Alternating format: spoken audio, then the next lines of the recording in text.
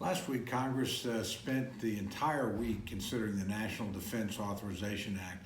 This historically has been one of the more bipartisan bills in Congress. It's been passed for 58 straight years, and in those 58 years, it's always attracted significant bipartisan support.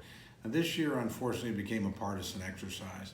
The Democrats offered a bill that, frankly, not a single Republican felt comfortable voting for. It's $15 billion less for defense than the president asked for and than the Senate had already enacted in its bill. It eliminates progress we'd laid out in the past on developing low-yield nuclear weapons to counter what the Russians are doing. It also slowed down the modernization of the nuclear deterrent and the nuclear stockpile.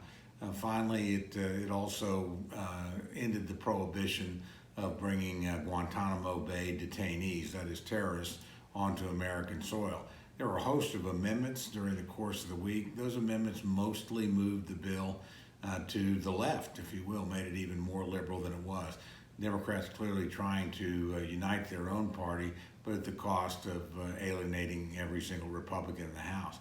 There were a couple of things that I was able to work with Democrats on the bill, some amendments, some studies, frankly, support on asserting congressional authority so we don't commit troops into harm's way without Congress actually voting on going to war, particularly in Iran, but also I supported legislation that raised questions about the authorization for the use of military force in 2001.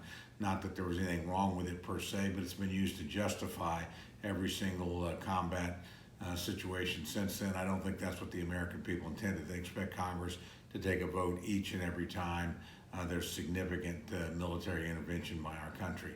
So it was sad to actually see a bipartisan tradition ended, but the Senate, frankly, set a better example 2 weeks ago, working with Senator Inhofe, really under his leadership. They passed a bipartisan National Defense Authorization Act, 86-8. Now, the president said he would sign the Senate bill. He said he would veto the House bill.